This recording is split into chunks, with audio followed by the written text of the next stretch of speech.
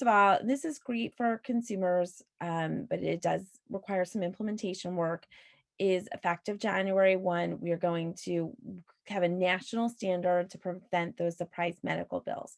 And what does that mean? That means if you go out of network in for an emergency, so say you're visiting a relative and some child gets into their aunt's purse at a wedding and breaks into their Tylenol. Never happened to me, and you have to go to a strange emergency room and you're paying an out of network rate on the provider on the consumer side, you just pay in network. And then also if you're in a network hospital and it turns out that the emergency room's doctor's practice is in a fight with the hospital and they're no longer in network, or the radiologist is out of network and you didn't know, and you went to an in-network hospital and you're charged an out of network bill later. The consumer is held harmless. And then also for air ambulance services, not regular ambulances, but for air ambulance services. If you use you need an air ambulance, you're charged an in-network rate if they have one.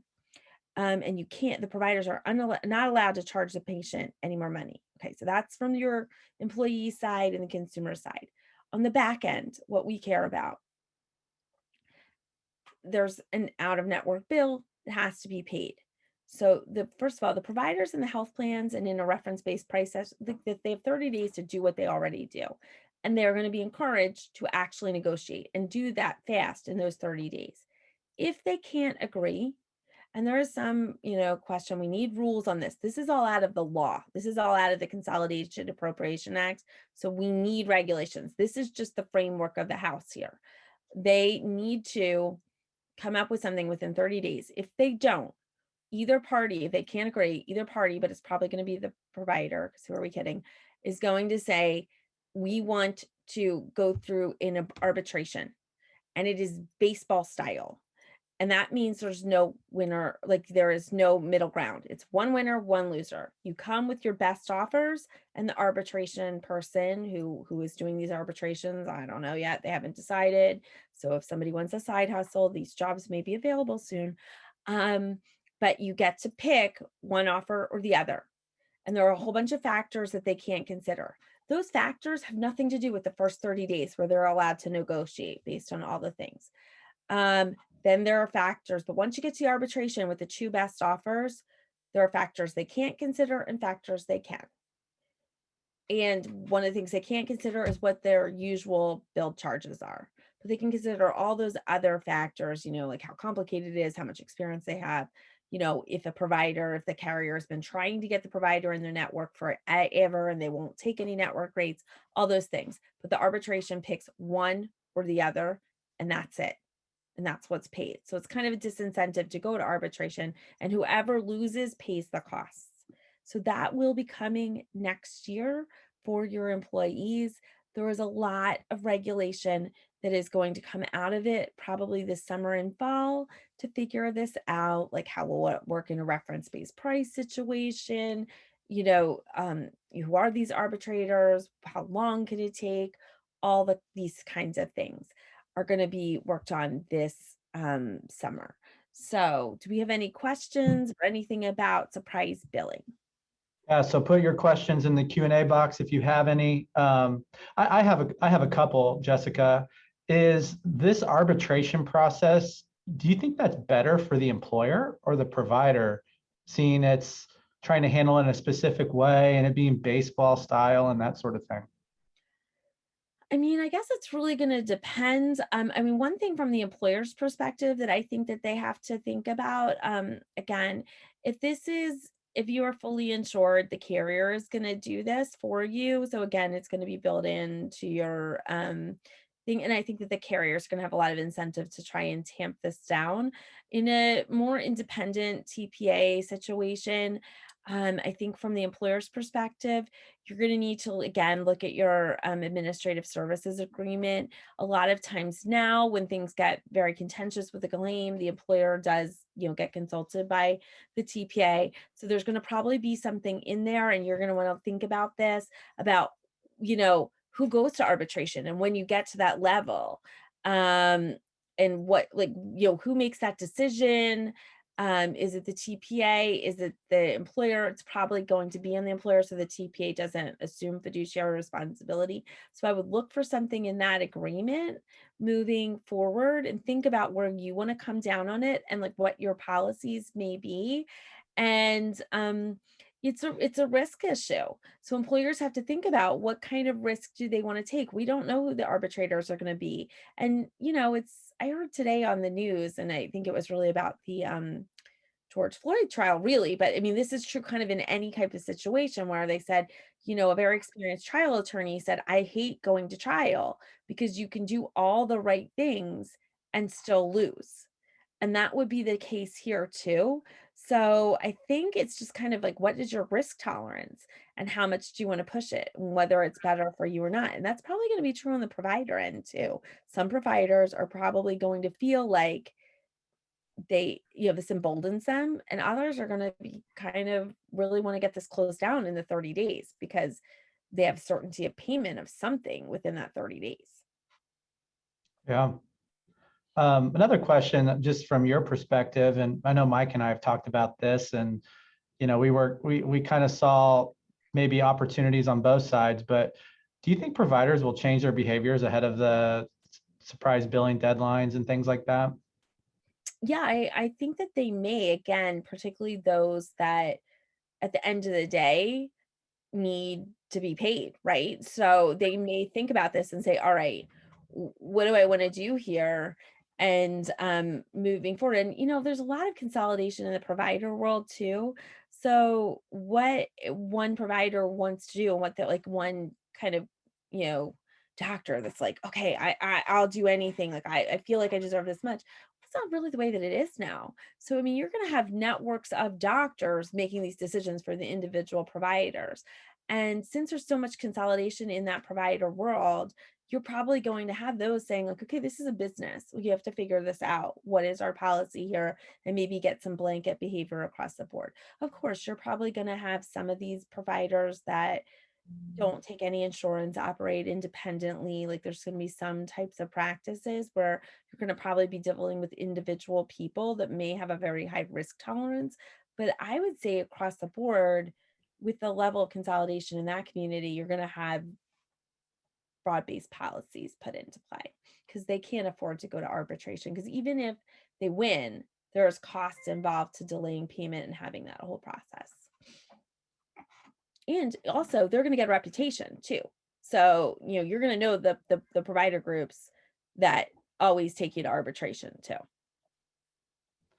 We got a question from Mike, from the turned off camera. Mike Hill, with the elimination of surprise bill, out of network, and transparency, do you see networks go away in the future? I think that we really are going to have a shakeup of what we consider to be a network today. I mean, that doesn't mean that there's like some value in just having a group of people to turn to, there's some familiarity, there's reasons why we do have networks for convenience purposes and structuring plans, but I think there's a really good chance of what we think is a network today is different. So I mean, I kind of look at it as, okay, what did we think of a car looked like, when my parents were purchasing their first cars, and what kind of car do I buy and what kind of car does my daughter buy? It's all still a car, but we've evolved quite a lot. And I think this is going to really advance the technology, as you will, Yeah. for health plans. Well, and I kind of relate it to the cable issue, right? Networks have turned into the proverbial cable company. In fact, the cable company and insurance companies hold the bottom of the barrel for the net promoter score. So it's maybe a great parallel. But like everything they just kept loading in with the cable, and the contracts kept going up. And then we have Netflix, and then we have Hulu, and we have these streaming services, Disney Plus, and now it's totally different. You still have access, but it's totally different than what it was even 3-4 years ago. I think networks change maybe in a similar fashion where there's more direct contracting and steerage and those types of partnerships than a full broad network where there's a lot of junk in the middle. Yeah.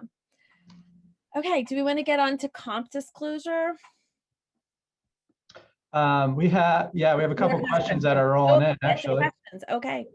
It says, we used to have usual and customary and no networks for health insurance. What do you think networks are doing to add to the cost of health insurance? Well, the reason, so a couple things from a takeaway perspective is surprise billing is not necessarily connected to reference-based pricing. If you're familiar with what reference-based pricing is, surprise billing was just, it was defined. It was defined as specific services. But, I do believe that whenever there's something that's opaque and can't be seen, it drives cost up. So if someone has the ability, hey, let me mow your lawn, it's like, well, how much are you going to charge? It's like, I'll tell you later, and I'm going to bill somebody else. There is no accountability to me that's mowing your lawn to give you a fair and competitive price. And that type of secrecy is problematic in a general market. So Yeah, that is, with the rates that you had that Mike pulled up, I mean, you could see up there, forget what the procedure was, but with that like $500,000 to $70,000 swing, like when I was scanning through, HAP had the best price by far, but with just what I could see. But I mean, you can see there like where those costs are, and as this, all gets out there, you can see those costs right now, like what they're doing. yeah, it's crazy. Sure. The minimums and the maximums Yeah. and the uninsured, so which was lower than most of the contracted rates, by the way. Right. One, there's actually a question back to surprise bill. I'm sorry, to the price transparency, and then we'll go on to the next topic. It said basically, at some point, would you review the data we employers will need to post? And is this on our website for public consumption, or is it on our internal employee portal? So the question really is just a refresher, is the price transparency transparent to everyone or a specific group of people? So the public data files are going to need to be somewhere out there in your public website. Then the data to beneficiaries, it has to be like in a way that they can get to it pretty easy. So they can't, you can't go through like a password or something like that. So depending on how your portal is structured, um, it has to be something that like if you're on your spouse's plan and you're at the doctor and you want to be able to look it up on your phone, like you don't have to call your husband and say, hey, like how do I log in into your employee portal again? It has to be something that they can get at themselves like pretty easily. So again, it's going to depend, but that's specific to the beneficiary, so you don't have to have that out there for everyone, and they're going to have their own personal data. So it might be that that they have to use their plan card or their ID specific to them to get into it, because you're looking at your specific stuff. It just can't be too tricky for them to access it. But that public data disclosure, I mean, you saw from the hospitals how Mike was able to pull up the IU stuff right from their website. Somewhere you're going to have that information too. I mean, it may be a link to the TPA, so you might not be hosting it. I know that's actually like another issue for these entities, putting all that data out there, apparently takes a lot of space. So it's probably not going to be on your server. It's going to link to somewhere else, but you have to have it out there so that the public can get it. And again, it's not really that part of it's not really for us. There's going to be data mining people that like suck it all up and make cool tools for us later, one would hope. Perfect. Thank you. All right, let's roll the next up.